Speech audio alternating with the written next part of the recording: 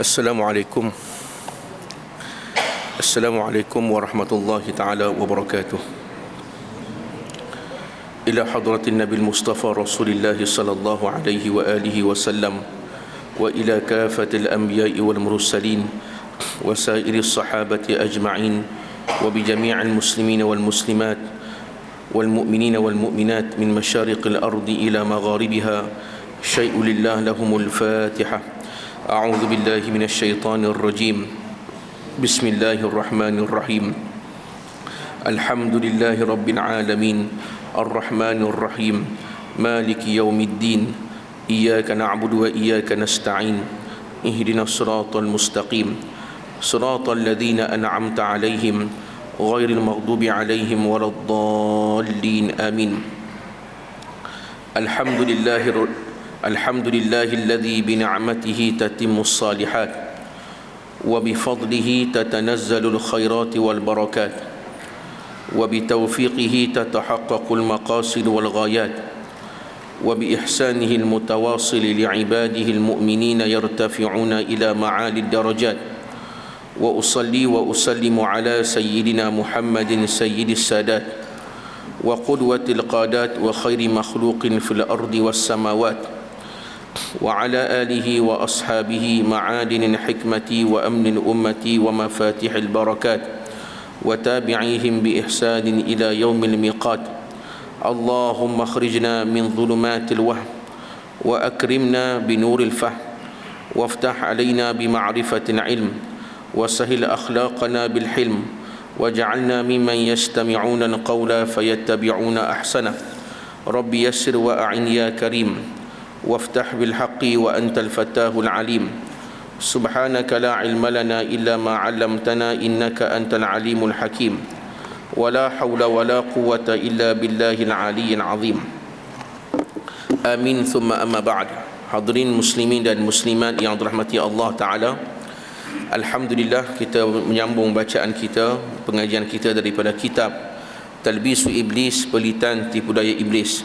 Saya mohon maaf kali pertama lewat macam ni ya. Lewat sangat ni. Ya, kali pertama. Saya datang dari balik pulau, ambil anak dan isteri. Di Pulau Pinang lah ni tak ada air. Tapi saya mandi. Jangan risau. Ya, saya mandi. Baik. Jadi Pulau Pinang tak ada air, sekolah pun depa tutup. Saya pun bawa balik lah mari sini cari air lah kat Perak. Dah Pulau Pinang tak ada air, cari air kat sini lah. Dah tak ada air kat sana, tengah jalan pula jam pula lagi. Gamanya orang Pulau Pinang pakai lari cari air kot. Tu yang jam tu. Jadi jam yang terlalu teruk dia start terus.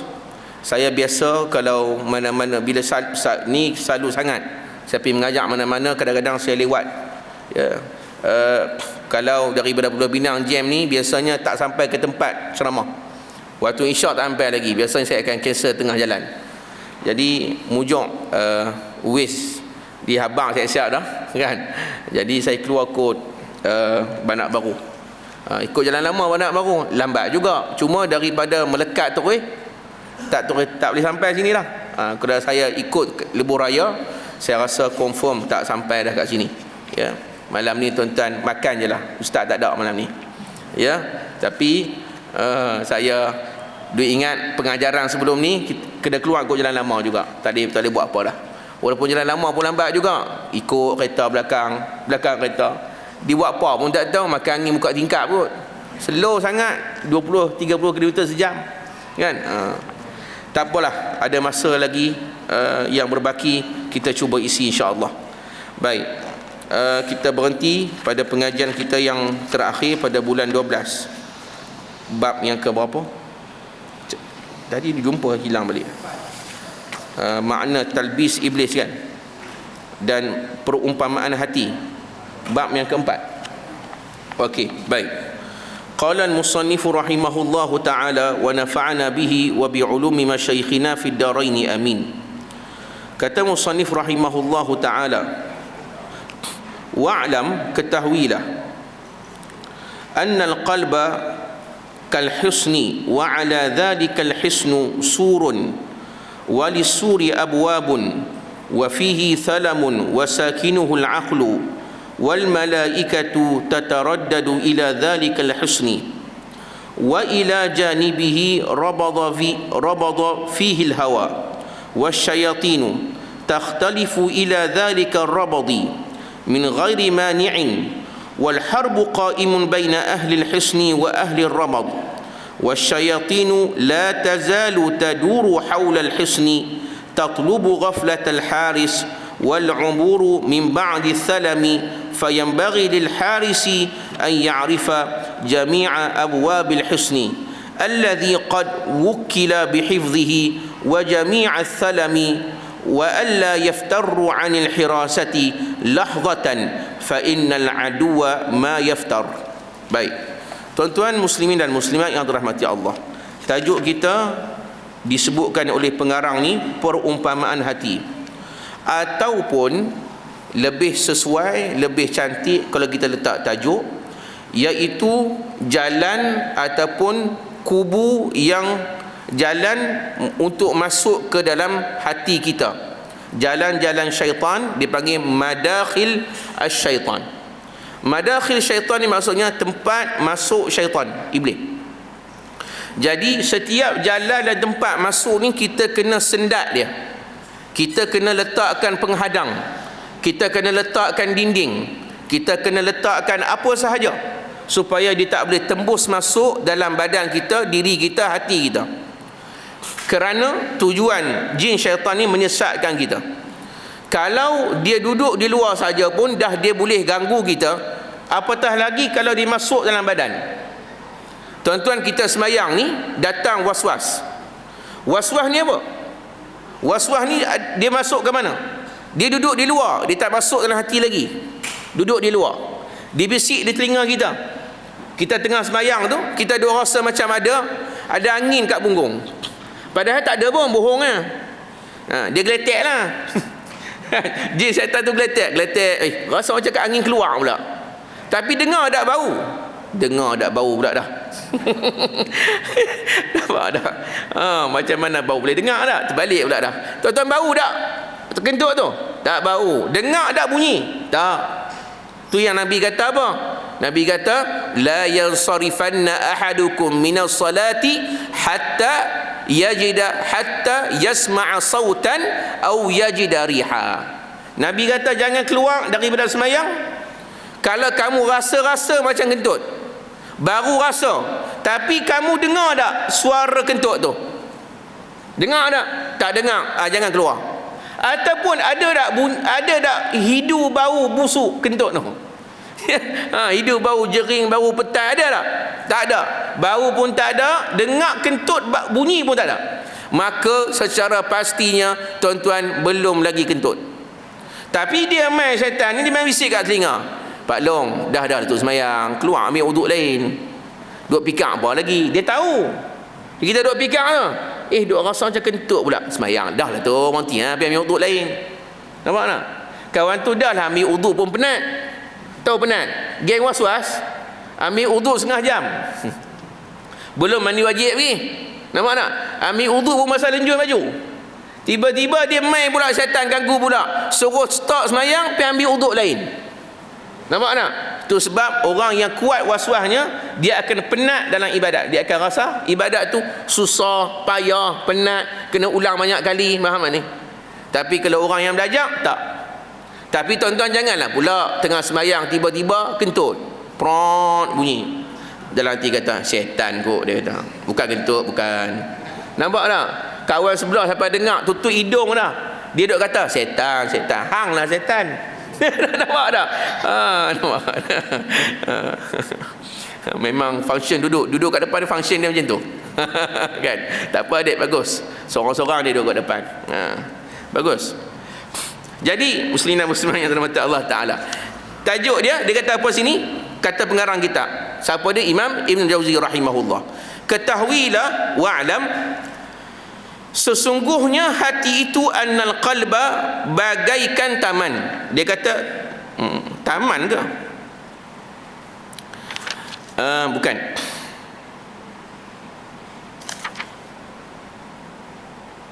Baik, tuan-tuan, tak tepat. Bagaikan taman, bukan. Hisnun ni bukan taman, ya. Hisnun ni apa? Hisnun ni adalah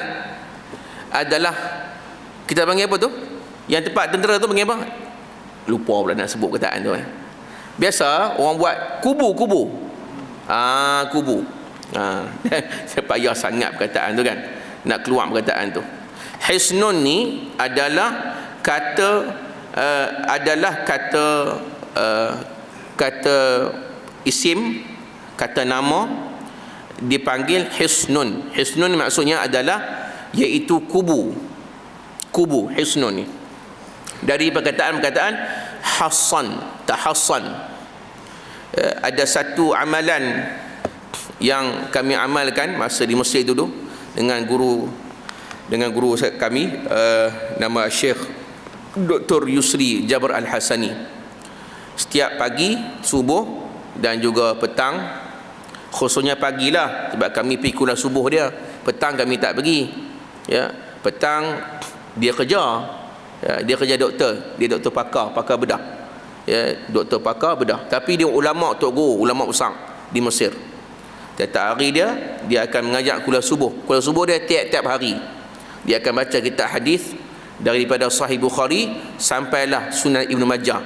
Khatam Sunan Ibnu Majah, ulang balik, baca yang lain pula. Macam-macam. Maksudnya dah habis lebih pada Sunan Sittah. Sunan Sittah pun dah habis semua dah, baca yang lain pula. Ya, baca yang ni sekarang ni Ad-Darimi, Sunan Ad-Darimi pula. Maksudnya beribu-ribu, ratus-ratus, puluh-ribu hadis telah dikhatamkan selama dia mengajar hampir 40-30 tahun lebih.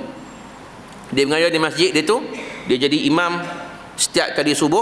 Dia tak pernah tinggal subuh selama 30 tahun. Solat berjemaah, takbir pertama dengan imam. Tu dia, dengan main. Selama 30 tahun, bukan 40 hari. 40 hari pun tak munafik dah, Nabi kata. Ya, Allah Ta'ala telah hilangkan sifat munafik. Siapa-siapa yang boleh menazimi solat subuh dan isyak berjemaah selama 40 hari, 40 malam, ya, 40 hari, 40 malam, tidak terlepas takbir pertama dengan imam, maka kataballahu lahu bara'atan, Allah tulis bagi dia dua kelepasan, bara'atun minan nar wa bara'atun minan nifaq. Selamat pada api neraka, selamat daripada munafik. Ini baru 40 hari, Nabi kata 40 hari. Ini 40 tahun hampir. Selama duduk mengajar daripada muda dia sampailah sekarang ni. Dah tua dah. Tak tahu lagi pencen ke tak pencen lagi. Tapi masa saya belajar, di masa lagi doktor di hospital, dan dia ada klinik dia sendiri. Doktor pakar bedah. Ya, dia ni banyak karamah. Karamah dia itulah solat subuh 30 tahun tak terlepas takbir pertama dengan imam. Sebab dia tu imam. baru nak suspend baru nak kagum sekali tu imam punya. Ya, dia tu imam. Mana boleh terlepas takbir pertama dengan imam tak? Dia tu imam. Kalau tak imam tak main tak ramat lah. Kan? Tapi walaupun imam, dia imam, tak semua imam kat Malaysia pun macam tu, tak? Tapi itulah dahsyatnya. Setelah solat subuh, habis zikir, kita akan baca satu wirid. Nama wirid ni Wazifah Az-Zarruqiyah, ataupun nama dinamakan oleh pengarang wirid ini iaitu Safinatun Najah ila Safinatun Najah ila Allahil Tija. Ya, nama wirid ini ataupun digelar dengan Wazifah Zarruqiyah. Wazifah Zarruqiyah ni adalah zikir pagi dan petang yang dihimpunkan oleh Al-Imam Ahmad Az-Zarruq. Ya. Asal bagi maksuran adalah Wazifah Zarruqiyah ini. Imam Hasan Al-Banna ambil cedok sebiji daripada Wazifah Zarruqiyah ini. Sama je, tak ada beza apa. Tapi dia dinamakan dengan maksurat. Dalam Wazifah Zarruqiyah tu adalah perkataan tahassan. Masa waktu Covid dulu, ya, guru kami dia sebut, dia kata apa? Ada satu zikir dalam tu, kalau dibaca 3 kali, maka Allah Ta'ala akan pelihara daripada segala musibah, bala, wabak, penyakit. Apa dia? Tahassantu bidhil izzati wal jabarut wa'tasamtu bi rabbil malakut wa tawakkaltu 'ala al-hayy alladhi la yamut isrif 'anil adha isrif 'anil adha isrif 'anil adha innaka 'ala kulli syai'in qadir. Dia sebenarnya 3 kali tu pada ujung tu lah, isrif 'anil adha. Mula-mula kalau saya nak sebut ni, tahassantu, aku berlindung, aku berkubu. Tu. Maksudnya ni nama doa zikir ni doa kubu, doa berkubu. Doa berkubu. Pernah juga diajarkan dulu oleh Datuk Dr. Harundin. Tapi lafaz Dr. Harundin ni pendek sikit, yang ni panjang lagi. Tahassantu bidzil izzati wal jabarut. Aku berkubu dengan kekuatan Allah Ta'ala yang agung. Wa'tasamtu bi rabbil mulki wal malakut. Aku berpaut, aku berpegang dengan kerajaan Allah di langit dan di bumi. Wa'tasamtu bi rabbil mulki wal malakut. Wa tawakkaltu 'alal hayyil ladzi la yamut. Dan aku menyerah segala urusan aku kepada Tuhan yang maha hidup, yang tidak mati-mati sampai bila-bila. Habis kan? Ini orang kata satu penyerahan bulat-bulat 100% pada Allah dalam jagaan dia belaka. Umpama kita ni dalam kubu dia, dalam jagaan dia. Nampak tak? Isrif 'anil adha. Yang ni lah diulang 3 kali. Ya Allah, jauhkanlah aku daripada segala kemudaratan, bala, musibah, adha. Isrif 'anil adha, jauhlah aku daripada bala dan ujian. Isrif 'anil adha, jauhlah daripada aku ni segala bala dan ujian. Innaka 'ala kulli syai'in qadir. Sesungguhnya engkau mampu melakukan di atas setiap sesuatu. Ini doa yang terdapat dalam wazifah zaruqiyah. Tapi bila dalam maksurat dibuang, maksudnya tidak ada. Dalam maksurat tidak ada doa ni. Tapi tertib-tertib yang lain sama aja. Lebih kurang sama aja. Ada belaka dalam maksurat wazifah zaruqiyah ini. Kerana Imam Hasan Al-Banna ni, ayah dia sendiri adalah mensyarahkan kitab wazifah zaruqiyah tu. Imam Hasan Al-Banna tu sendiri mengamalkan wazifah zaruqiyah kerana dia adalah pengikut tariqat Syadzuliyah. Siapa yang mengambil tariqat Syadzuliyah, maka dia adalah mengamalkan, biasa dia akan amalkan wirid namanya wazifah zaruqiyah. Tapi tuan-tuan bukan Syadzuliyah tak payahlah. Bukan tak payah. Tuan-tuan bacalah maksurat tu. Baca maksurat tu cukuplah. Ya. Saya tak perlu nak bagi ijazah ke, tak payah. Kalau tuan-tuan nak amal baru saya bagi. Tuan-tuan tak nak amal tak payah. Tak perlulah. Tapi tuan-tuan ambil hak doa tadi pun cukup dah untuk amalan dalam harian. Dan saya lihat dalam doa ni banyak kesan. Kesannya apa? Salah satunya, ya, anak saya sendiri tu, anak saya di rumah, anak saya tu sendiri pun automatik bila kita baca yang ni, seluruh keluarga kita pun Allah Ta'ala jaga. Dia antara sebab lah, asbab doa ni juga. Semua keluarga kita pun Allah Ta'ala jaga. Kalau dalam jagaan pengasuh dia tu kan, kalau ada budak lain demam, anak saya ni budak lain semua demam, dia seorang tak demam. Maksudnya kebai. Tapi kita baca tu dengan niat untuk perlindungan diri dan keluarga sekali, dapatlah. Kalau untuk tuan-tuan seorang saja tak ci lah kan. Anak-anak kita tak reti baca kan. Saya nak sebut ni perkataan apa? Hisnun, tahassantu. Hisnun maksudnya kubu. Pengarang ni dia terjemah dengan apa? Dengan taman. Jadi taman dengan kubu ni kan jauh bezanya. Ya, kalau taman ni kita sebut dengan bustan tu taman, raudhah taman. Tu kita boleh istilah dengan taman. Kalau hisnun ni tak pernah terlintas di otak saya nak terjemah taman. Ya. Jadi tuan-tuan perbetulkan di situ. Bagaikan kubu, bukan bagaikan taman. Tak sama kubu dengan taman ni. Ya, siapa yang ada kitab, tuan-tuan janganlah delete. Tuan-tuan tulis kat bawah tu saja. Bagaikan kubu. Sebab hisnun tu adalah kubu. Jamaknya adalah husun. Husun. Ada seorang ulama di karang sebuah kitab, nama dia Uddatu Al-Hisnil Hasin. Uddah Al-Hisnil Hasin. Sedap nama kitab ni.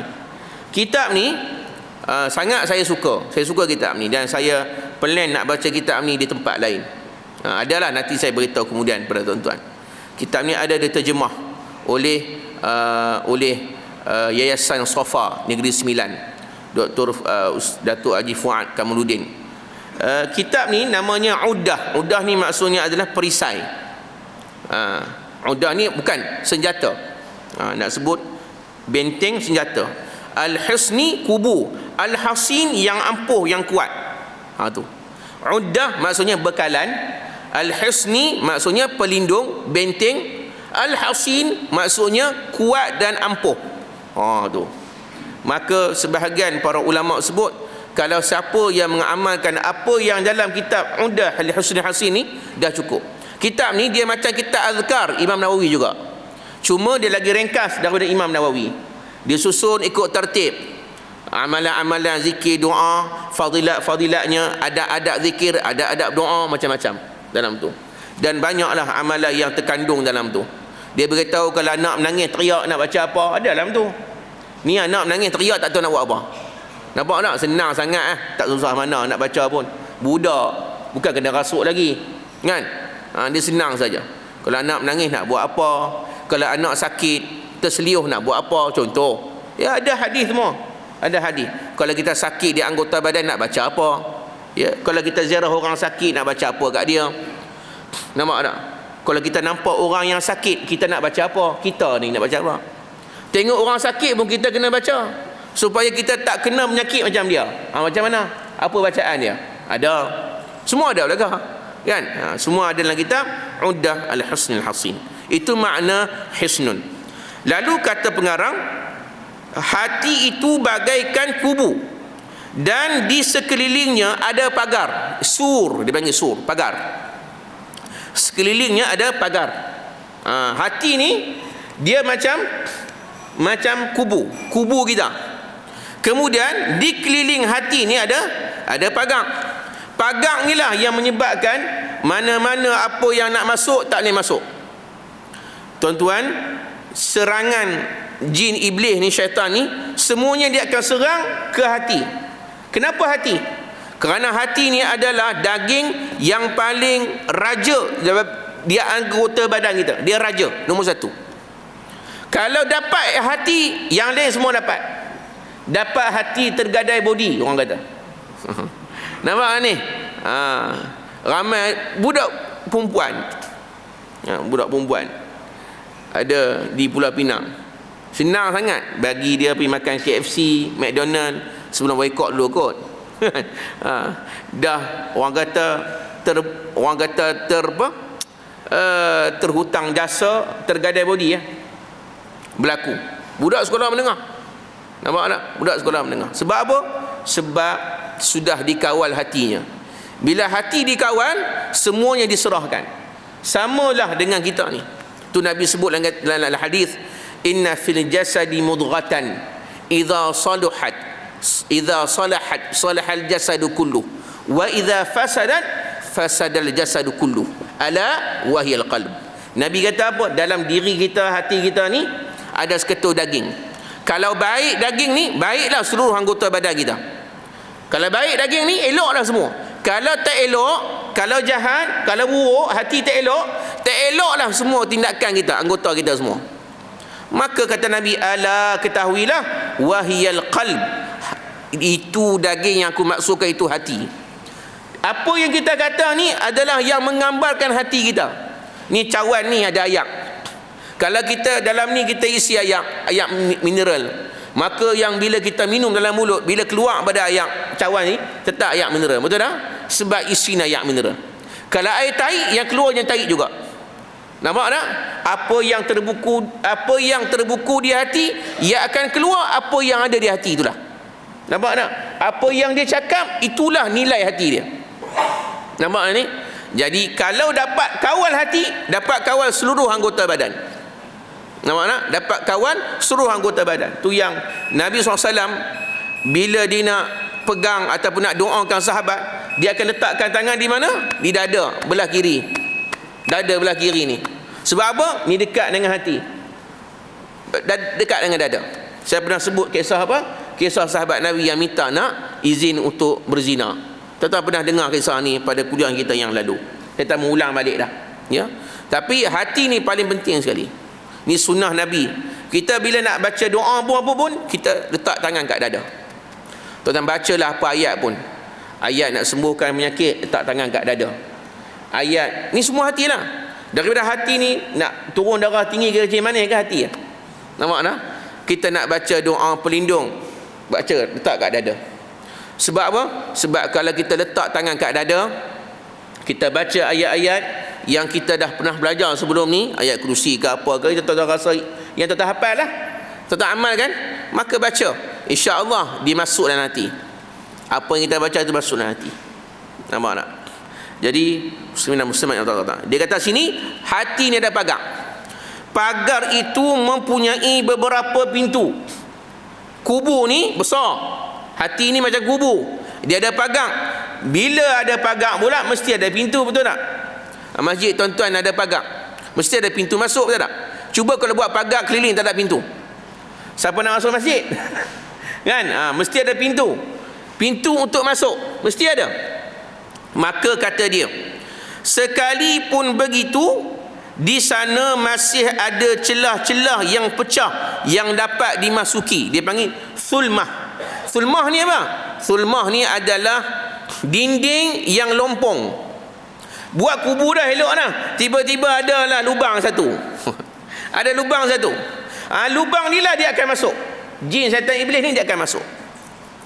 Tuan-tuan muslimin dan muslimat yang dirahmati Allah, ada seorang ni, dia satu hari tu bulan bila bulan lepas tak silap saya, cuti sekolah bulan lepas ya, betul tak? Bulan lepas cuti sekolah. Rasa bulan lepas lah cuti sekolah, bulan 12 kan, tahun lepas, bukan bulan lepas lah, tahun lepas, bulan 12. Jadi tahun lepas bulan 12 cuti sekolah. Saya rasa tak cerita lagi kot ya. Ada waktu tu hari Ahad, hari Ahad lah, hari Ahad saya nak balik ke Johor, cuti sekolah panjang, jadi nak balik ke Johor, kemudian balik rumah mertua lah, cuti panjang sekolah. Tapi saya lewat sikit, saya tolak hari Ahad, berapa hari bulan saya tak ingat lah, tapi dah cuti sekolah dah waktu tu. Tiba-tiba saya nak pergi mesyuarat malam tu, saya ada kuliah maghrib nak pergi mesyuarat. Ada orang ni call, dia kata, "Ustaz, tolonglah Ustaz lah." "Tolong apa?" Dia kata, "Tolonglah bantu saya ni, saya sakit sangat ni." Dia sakit sangat, menuju-nyucuk di badan ni. Saya ni kena, suami dia pada mula-mulanya, dia kata saya kena santau Ustaz. Kena santau. Saya kata, "Siapa yang kata santau?" Ada ustaz-ustaz yang merawat lah kata santau. Macam mana tahu santau? Macam mana boleh tahu santau? Kan? Jadi kita tak boleh tuduh santau ke, saka ke, apa ke. Kita kena cek dulu, tengok, tak boleh kata apa-apa. Kan? Jadi tak apalah, saya pun pergilah ya, pergi ke rumah dia. Waktu tu malam tu tak pergi mesyuarat ya, sebab yalah, hati kita kesian ke orang, kita dah tak larat, letih penat kan. Saya pun tak merawat orang banyak dah ni, tapi terpaksa lah, hajat orang ya, dinak juga. Siapa yang bagi nombor pun tak tahu, dia bukan kenal saya tak kenal dia, bukan nak murid pun kan.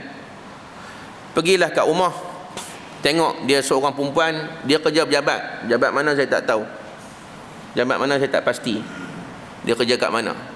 Kemudian masuk dalam rumah,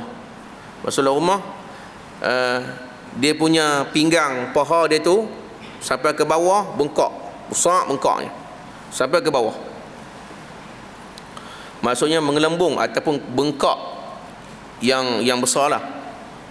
Lalu saya tanya dia, "Bengkak kaki ni?" Dia kata, "Ya." Dia kata, "Saya ni pula doktor suruh dialisis dah. Buah pinggang saya ni tak elok juga, tapi dah kena santau ni Ustaz." Dia kata santau lah. Langsung buah pinggang saya ni rosak tu. Saya kena dialisis dua-dua buah pinggang. Perempuan, umur dia baru 40-an. 40 berapa saya tak ingat lah, 42, 43 gitu something. Muda lagi, masih lagi kerja. Okey. Kemudian Allahumma salli ala Muhammad, dia kata bengkak ni sebab santau, dia kata. Saya kata, saya rasa bukan, mungkin sebab buah pinggang. Ya. Sebab apa? Sebab buah pinggang. Sebab ayah saya sendiri pun ada penyakit buah pinggang. Kalau banyak sangat ayam, dia boleh bengkak kaki dia. Dia akan nampak bengkak di kaki dia. Ya, orang buah pinggang tak boleh banyak ayam, betul tak? Dia tak boleh minum air yang banyak, tak boleh. Dia tak macam kita orang normal. Orang normal ni lagi minum air banyak lagi elok. Nak cuci buah pinggang kan. Depa tak boleh. Banyak air tak boleh. Tu sebab daripada ubat orang buah pinggang ni sekali makan ubat tu kencing. Kerja kencing. Ya, sebab tak boleh. Sebab buah pinggang dia dah tak function. Macam mana nak buat proses? Jadi tak boleh beban dengan air yang banyak. Maka lah sekali bengkaklah kaki. Jadi kita ni kena tahu juga, tak boleh sebarangan duk tuduh jin sihir ke iblis ke. Kita ni semua duk tuduh orang. Tuduh jin, iblis, sihir kan. Sikit-sikit lagi terantuk dinding pun tuduh sihir juga. Nampak tak? Batuk sikit sihir. Berat tuan-tuan ni pun. Jin pun tak ada lah kerja nak kacau tuan-tuan 24 jam. Nampak tak? Tak ada. Kita duk tuduh dia. Dia pula kata tak habis-habis duk tuduh aku. Aku tak buat apa pun tuduh aku kan. Ni masalah pula. Tak apalah tuan-tuan muslimin dan muslimat. Saya tanya suatu soalan. Ni nak cerita ni pasal kubu hati ni. Saya tanya dia, ada tak pergi merawat ataupun dirawat oleh mana-mana orang sebelum saya? Dia kata saya sakit ni sebulan dah ustaz, sebulan lebih. Saya dah pergi merawat macam-macam lah. Maksudnya banyak lah. Termasuk dah Darul Syifa di sini, Taman Lela, semua ada dah. Semua dah pergi dah. Okeylah, saya kata, nak merawat banyak lah. Ustaz luar selain daripada Darul Syifa, ada juga 3-4 orang. Banyak. Ya, datang rumah, datang singgah. Habis tu yang lain-lain ni kata apa? Dia kata tak kata apa. Kalau Darul Syifa tak kata apa, dia merawat je. Saya kata betul lah tu, tak kata apa, betul lah. Tapi dia kata ada seorang ustaz ni, dia datang daripada Kedah nak balik ke Melaka. Dia ada program rawat-rawat orang jugalah ni. Dia singgah rumah saya. Dia kata yang hantar kepada saya ni, santau sihir ni datang pada kawan saya satu pejabat, dia kata. Ustaz tu kata, yang merawat tu. Ni bohong nama dia. Ni mengarut. Ni satu lagi, ditambah perisa lagi. Tambah lagi merapu. Ya, inilah paling saya pantang mak nenek. Bila pergi merawat mana-mana, bila sebelum ni dia pernah merawat, ada daripada banyak perawat tu adalah perangai macam ni. Perangai suka teka dan suka tuduh. Jangan mana-mana duk tuduh orang tanpa ada bukti. Lalu dia tanya saya, ustaz, dua soalan tadi. Ustaz, duk tengok ni, nampak, duk tengok ni, ustaz nampak ada tak jin tu? Mana saya boleh tengok? Saya kata, saya mana boleh tengok? Ingat saya ada kuasa power super saya lah. Boleh tengok semua dalam jin. Tengok benar ada jin ni. Tak ada, bukan jin ni macam tu. Saya kalau boleh tak mau tengok. Kalau boleh tengok tu sakit tu. Dia dua tuan-tuan. Kalau tuan-tuan boleh tengok, bermakna tuan-tuan ada pendamping. Yang tuan-tuan tengok tu pendamping tuan-tuannya. Faham tak ni? Cuba tanya orang yang kata, saya pernah tengok ustaz. Maksud yang kamu tengok tu pendamping kamu, jin kamu. Sebab kalau kamu boleh tengok jin, kenapa kamu boleh tengok dia je? Tengoklah semua jin yang ada. Bukan dia seekornya, banyak lagi, betul tak? Yang lain boleh tengok tak? Yang lain tak boleh tengok, jin tu yang boleh tengok. Maksudnya apa? Jin tu berkenan dengan kamu, atau dia pernah kawan dengan kamu, atau dia saka kamu. Tu. Ini bukan benda kecil. Bermaksud kalau tuan-tuan boleh tengok jin, bermakna tuan-tuan berpenyakit. Tuan-tuan perlu dirawat. Allah tutup tu cantik elok dah, tiba-tiba boleh tengok, berat. Kecuali bagi Nabi SAW, Nabi para Anbiya, hak tu boleh tengok sebagai karamah, mukjizat bagi mereka. Kita tak boleh. Kita bukan boleh tengok, renung, tengok ada dalam tu, bukan jenis macam tu. Siapa ada kelebihan macam tu bukan kelebihan, itu kelemahan. Jadinya yang kedua, dia kata, yang dia kata ustaz tu kata yang hantar tu orang pejabat saya, betul ke ustaz? Lagi saya tak tahu. Nampak tak? Lagi saya tak tahu. Kalau kita jawab macam ni, tuan-tuan, pengalaman saya bila jawab macam ni, orang akan nampak apa? Tak power pun ustaz ni. Dia tak nampak jin, dia tak tahu siapa hantar, tak power. Nampak tak? Ini perangai kita. Bila tahu seorang ustaz tu boleh tengok jin, kita tahu, power. Walaupun ustaz tu bohong. Nampak ni? Bohong. Nampak tak? Dia tak nampak ni, nampak jin, nampak dia berjalan tu. Nampak tak? Nampak tak? Dia kalau nak temberang senang ya. Faham tak ni? Saya pun boleh temberang. Tapi kita akan jawab nanti di akhirat. Kalau boleh tengok, sama ada dia tengok tu adalah jin dia berpenyakit, ataupun imma yang kedua, antara dua je, ataupun dia adalah Tok Bomo P. Ramli tu. Tok Bomo P. Ramli tu. Tok Bomo hak kena ikat, yang kena ikat tu pun membohong juga. Yang P. Ramli bohong tak? Dua-dua bohong. Nampak tak? Ni yang banyak nombor 2 ni. Jadi jangan dah tuduh-tuduh macam tu. Gaduh lah orang. Saya kata dah pergi merawat tu, dah baca ustaz-ustaz duk baca tu, ada kurang tak? Dia kata ada kurang. Tapi dia main balik ustaz, dekat-dekat maghrib lepas asar. Dia lah tu. Saya kata betul lah tu, tanda dia sakit sangat. Dia kata dia main balik, dah baca main balik. Saya lihat tuan-tuan, orang macam ni, saya cuba cari punca kenapa kena balik. Bila saya cari punca, saya jumpa. Saya kata, Kak, selama sebulan sakit ni, minta maaf ya, saya kata minta maaf, saya tanya. Ya, saya pun cerita kat tuan-tuan ni, tuan-tuan tak kenal dia, ya. Ni bukan nak buka aib dak, ya. Saya kata, Kak, selama sebulan ni semayang tak? Tu soalan saya. Soalan simple je. Kak semayang tak? Sebab saya nak bagi amalan ni untuk menutup tempat dan juga lokasi yang syaitan jin masuk. Kalau tak tutup, maka syaitan lain pula akan masuk. Tuan-tuan ingat, kalau tuan-tuan pergi merawat, ustaz ni dah keluarkan jin tu, jin pun dah keluar dengan izin Allah, dah keluar. Tuan-tuan ingat tuan-tuan tak boleh kena lagi ke? Sekali tuan-tuan kena gangguan, tuan-tuan juga bakal kena lagi. Kalau tuan-tuan tak tutup, tapak dia dalam badan. Ni ilmu tapak dalam badan. Bermakna dia telah ada sarang dan rumah dalam badan. Jadi bila dia keluar jin ni, mungkin dia jin yang duk keluar ni tak masuk dah, tapi jin lain yang lain akan masuk. Tuan-tuan ingat Tok Bomo ni seekor je jin, banyak jin dia. Dia hantar yang ni tak jadi, hantar lain. Nampak tak? Orang yang niat jahat tak elokkan kita ni pun bukan seorang je Tok Bomo, dia pergi cari Tok Bomo lain pula. Nampak tak? Jadi kalau tuan-tuan tak beramal, tuan-tuan tak amalkan zikir pelindung peninding, maka tuan-tuan akan kena lah. Walaupun pergilah 100 orang ustaz yang merawat, tak jadi juga. Tak berkesan. Sebab apa tak berkesan? Bukan sebab ustaz tu tak berkesan, sebab kita sendiri. Jadi saya tanya dulu, kalau nak amal ni kena nak tahu semayang tak semayang. Sebab guru saya sendiri di Mesir, Syekh Ahmad Sadudi Al-Hajin, dia pun perawat. Dia kata apa? Yang penting dia kata disebut kat orang tu, dia kata kamu balik rumah semayang ya, jaga semayang. Pesanan dia ringkas je, semayang dulu. Lalu dia jawab dengan jujur, dia kata, selama sebulan ni ustaz tak semayang macam ni ya. Mana boleh nak semayang? Dia dah tak semayang selama sebulan, langsung satu semayang pun tak. Mana yang tak kena tuan-tuan tak semayang? Paling seronok lagi bermaharajalela lah orang tu. Tuan-tuan tak semayang, semayang lah juga. Mana boleh tak semayang? Saya kata tak boleh kak, kena semayang. Saya kalau kak semayang baru saya boleh bagi amalan ni. Tapi tak apalah, saya bagilah amalan. Saya kata akak tak nak kena lagi gangguan. Nak kena gangguan lagi tak? Dia kata tak mau dah. Dia kata tak mau pertama akak semayang dulu. Tu paling penting sekali akak semayang nah. Okey, dia kata boleh. Yang kedua, lepas pada subuh, lepas solat subuh, tu kata kena semayang dulu tu kan, lepas solat subuh dan lepas solat asar. Sebab apa lepas solat asar? Sebab gangguan tu akan datang sebelum maghrib, lagi sakit.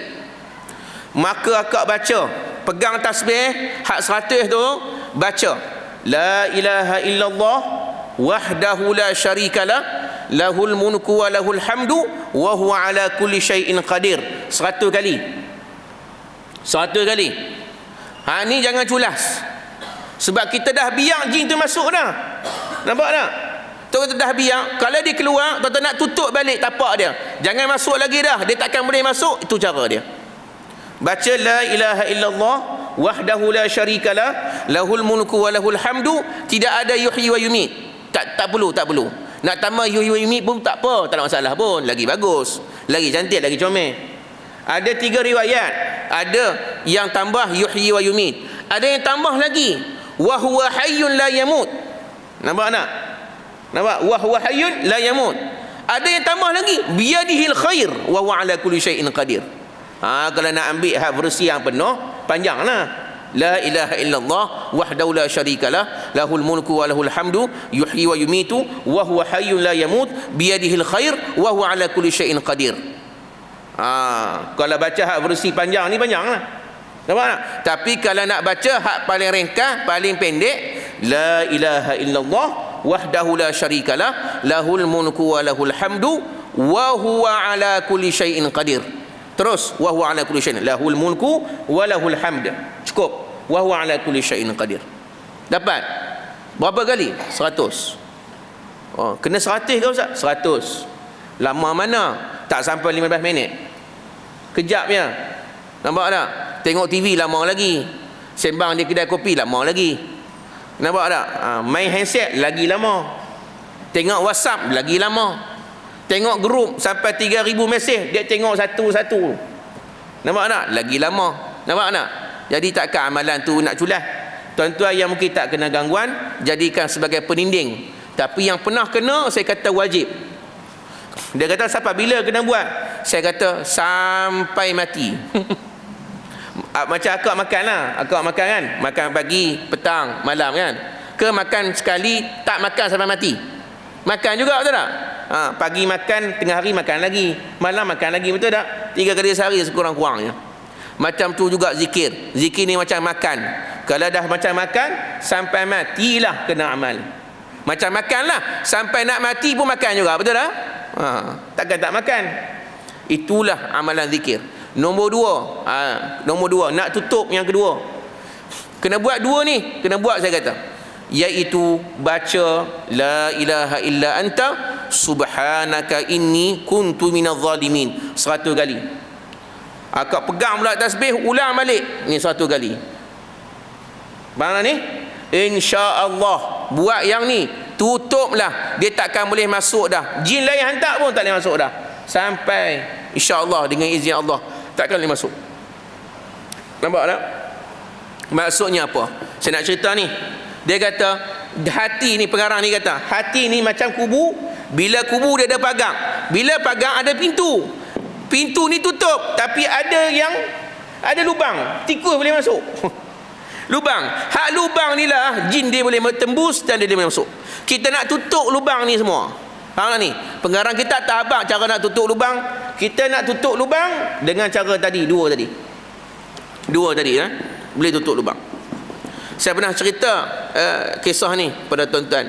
Lama dulu ada seorang syekh di Mesir yang terkenal, Syekh Abdul Wahid, Syekh Wahid Abdul Salam Bali.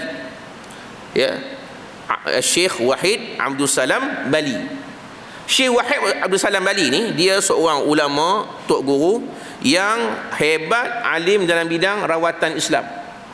Ya, kalau tuan-tuan kenal Ustaz Syarhan Syafi'i, ini semua anak murid dia. Saya tak sempat belajar dengan dia sebab dia duduk di Mansurah. Kalau di Mesir ni dia sangat famous, terkenal. Sangat terkenal.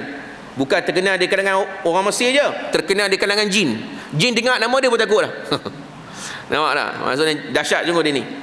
Ya, dia pun pakar dalam bidang rawatan Islam. Dia satu hari dia merawat seorang budak, seorang perempuan. Dia merawat perempuan tu. Rawat, dia baca ruqyah. Maka dia pun jin sakit lah. Ya, kita pun dia baca ruqyah, jin pun sakit. Kemudian dia kata, aku nak kamu keluar pada badan dia. Dia kata, aku tak nak keluar. Biasalah, mana-mana jin macam tu. Dia dah masuk tak mau keluar dah. Nampak tak? Dah tuan-tuan sendiri buka pagar untuk dia, suruh dia masuk. Dengan tak berzikir, tak semayang, tak apa, tak tu semua tak lah. Macam mana tak masuk? Kan? Jadi tuan-tuan tak payah menyusahkan. Kadang-kadang susah kita, susah ustaz tu. Dia sendiri, akak ni abang dia kata, ustaz tu 2-3 kali duduk main rumah. Saya pun jenuh jugalah, saya pun duduk fikir.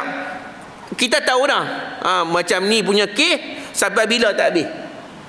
Baru ni dia call balik. Nampak tak? Letih lah kita, dah 3-4 kali pergi rumah, jenuh lah. Kali pertama dah baca dah, kali kedua kena lagi. Kali pertama baca, kali kedua dah baca, kali ketiga kena lagi. Tu sampai bila nak kena ulang pergi rumah dia? Nampak tak?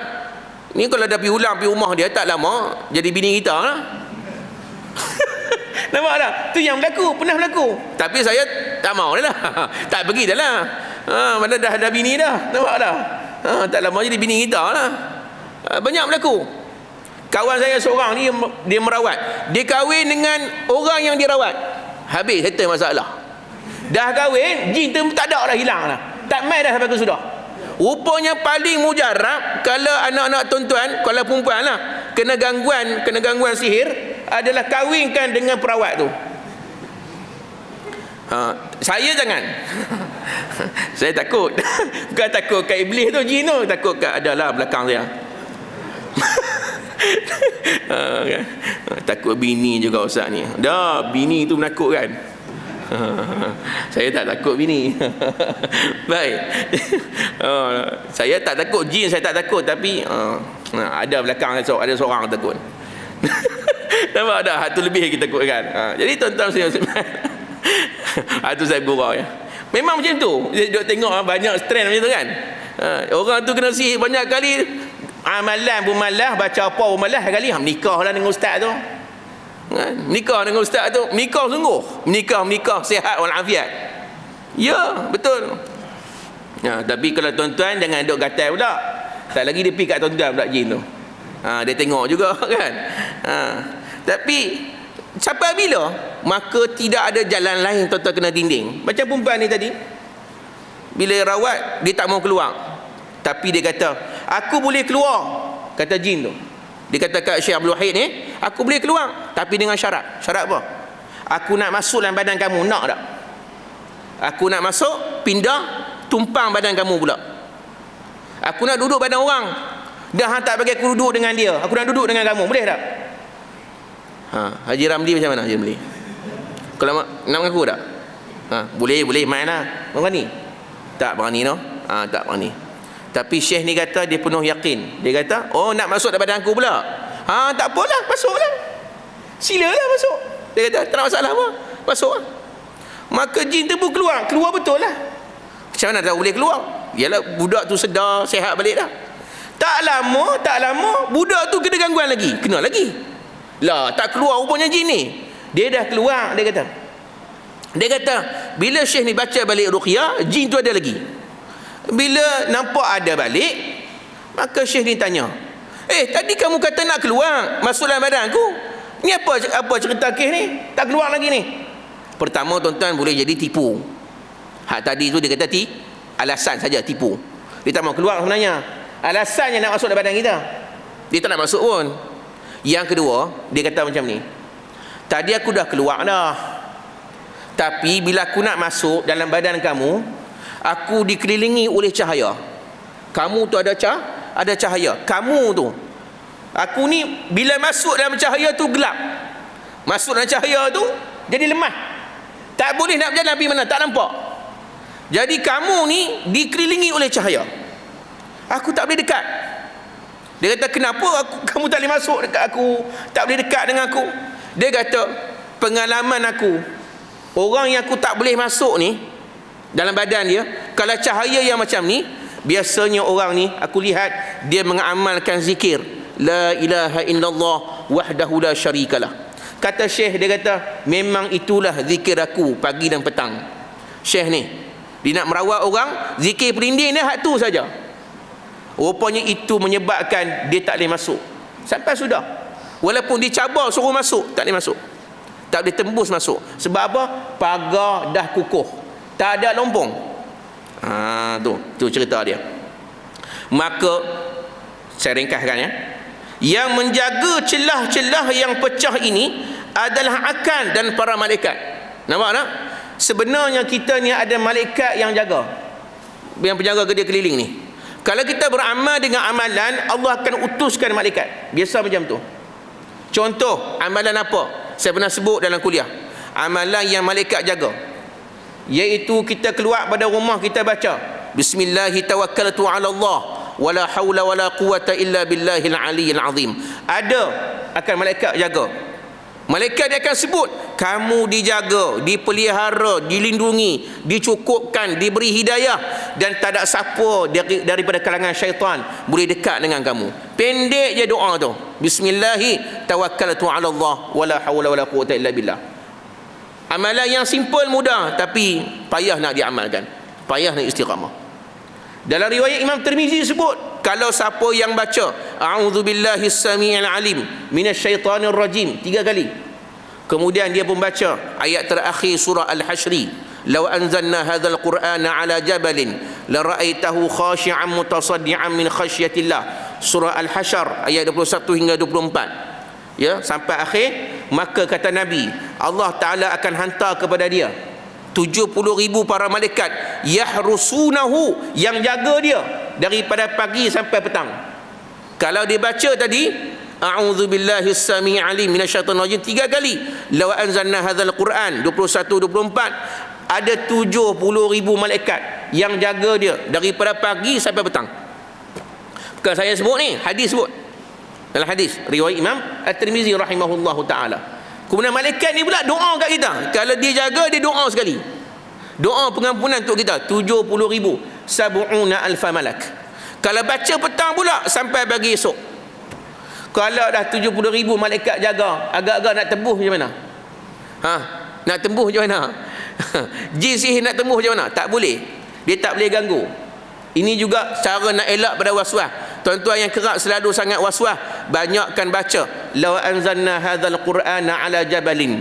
Insya-Allah lama-lama hilang penyakit waswas, gangguan apa sebagainya. Sebab apa? Sebab jin tak boleh dekat, kerana kita dijaga oleh 70,000 malaikat. Bukan 70, bukan 700, bukan 7,000, 70,000. Kalau satu malaikat jaga pun balik awal semua jin. Seorang malaikat je, apatah lagi 70,000. Buatlah, tinggal nak amalnya. Tuan-tuan tak boleh buat hak saya sebut semua ni, ambil satu dah jadilah. Ya, saya sekadar sebut je. Untuk tuan-tuan nak amal tak amal tu terpulang kat tuan-tuan lah. Saya tak paksa apa. Saja nak sebut, nak syarah yang pengarang ni kata, ada beberapa pasukan penyerang yang sentiasa menyerang celah-celah yang pecah itu. Syaitan lah jin ni. Dia akan masuk, dia akan tuju pada tempat yang celah-celah tu. Dia ada ruang sikit ya, pecah yang ni masuk. Tu. Tuan-tuan lalai leka seketika habis.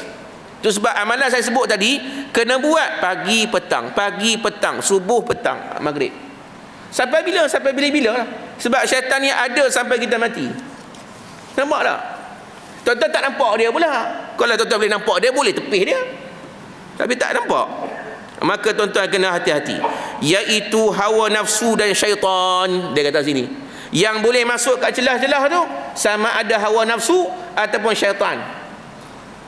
Penyerang ini sentiasa menyerang dari masa ke masa dan tidak akan berhenti.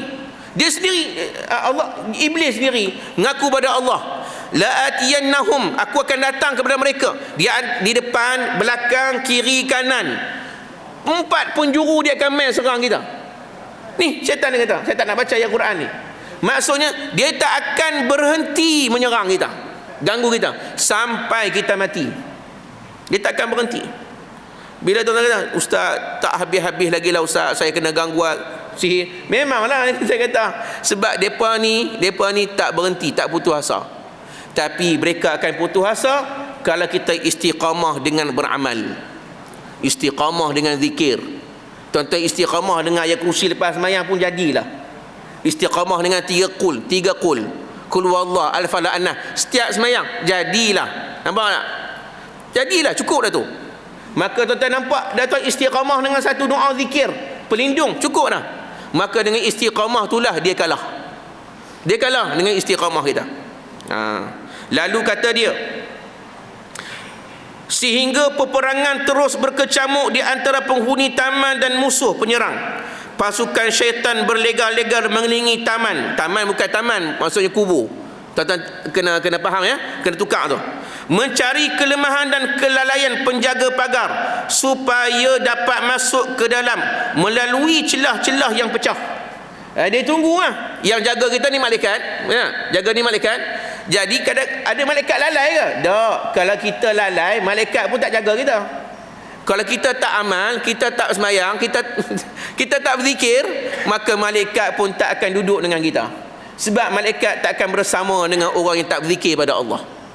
Nampak tak? Itu sebab antara adab setiap perawat dulu masa pengajian di Darussalam, Ustaz sebagai kamus, kita masuk rumah, kita tengok dalam rumah tu dulu. Tengok dalam rumah tu dulu. ada tak patung ataupun tugu ataupun patung lah, patung ataupun kita panggil apa tu yang saya duduk beli souvenir tu,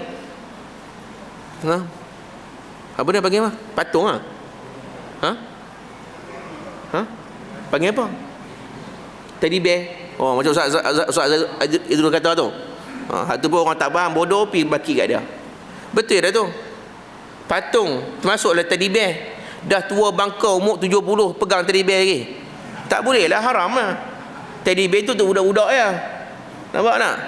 Ini semua yang berbentuk patung, gambar, tugu. Jangan beli. Jangan letak dalam rumah.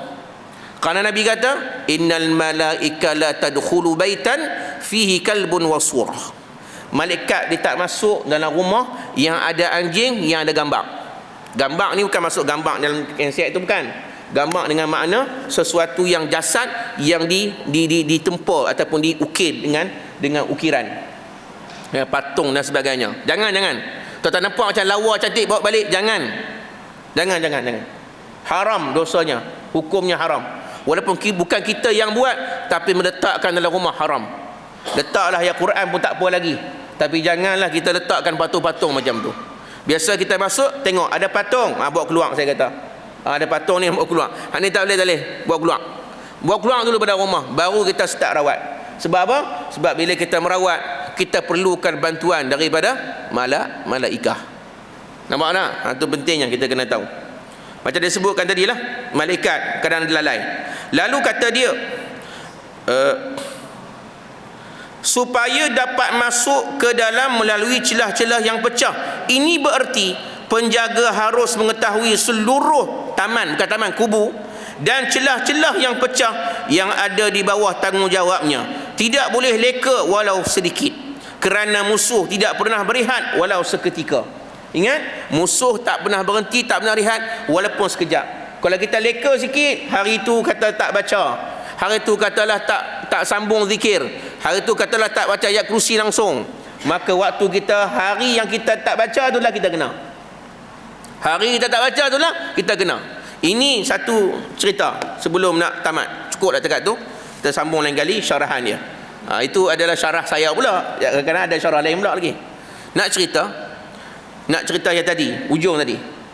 Kalau kita leka, kita kena. Tuan-tuan tahu kan satu zikir namanya bismillahilladzi la yadurru ma'asmihi syai'un fil ardi wala fis sama' wa huwas sami'ul alim. Semua hafal. Daripada yang tua-tua sampai hak muda-muda.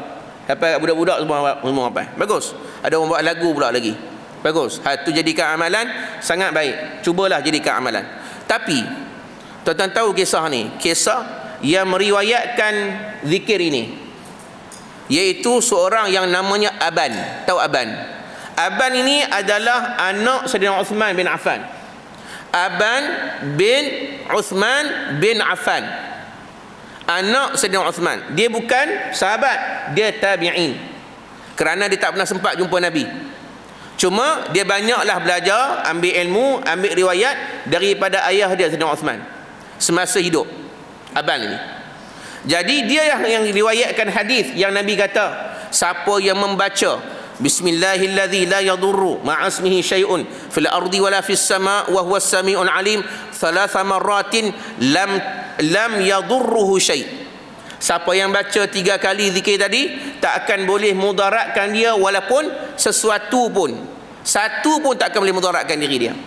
Nak jadi cerita, saya bukan nak cerita fadilat tu sangat. Nak cerita, satu hari Aban ni dia kena stroke, lumpuh satu badan.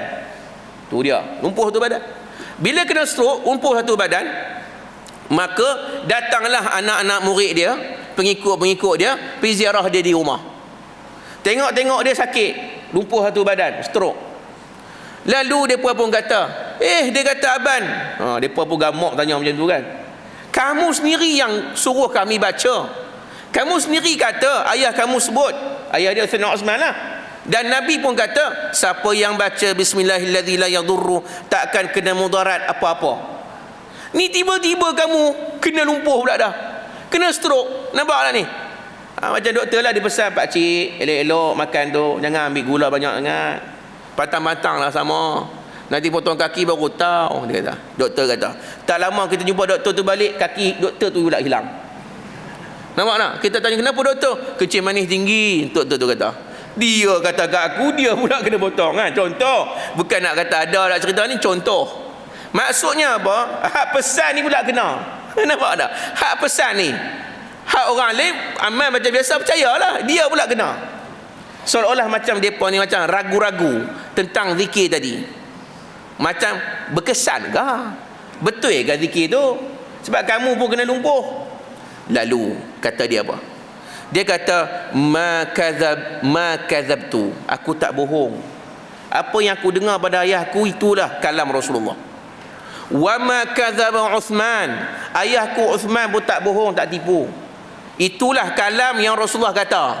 Dia dengar pada Rasulullah sendiri. Wa ma kadzaba Rasulullah. Rasulullah pun tak pernah bohong. Kalau dia kata tak boleh timpa mudarat, tak boleh lah, insya-Allah, dengan izin Allah. Nampak tak? Amal saja, yakin. Jangan ragu-ragu dengan kalam ayahku, dengan kalam aku, dengan kalam Rasulullah. Jangan. Betul ya? Hadis tu betul dah. Cuma dia kata, cuma pada hari yang aku kena stroke tu, walam aqulhu, aku tak baca. Maka dia kata sini, maka faqaddarallahu ma syaa. Maka Allah takdirkan apa yang dia nak. Kebetulan hari tu aku kena stroke. Hari aku tak baca tu aku kena. Maksudnya leka, lalai seketika, sehari je. Maka macam-macam berlaku. Maka tuan-tuan, yang penting sekali bukan zikir banyak. Yang penting sekali adalah istiqamah. Itu paling penting. Sebab apa? Sebab musuh kita tak pernah berhenti stop untuk ganggu kita. Kita jangan berhenti beramal sampai dia kalah. Sama ada dia kalah atau kita yang kalah. Wallahu a'lam bissawab wa ilaihil marji' wal ma'ab. Tak, maaf dah terlewat masa. Aku qauli hadza wa astaghfirullahal azim li wa lakum. Wassalamu alaikum warahmatullahi wabarakatuh.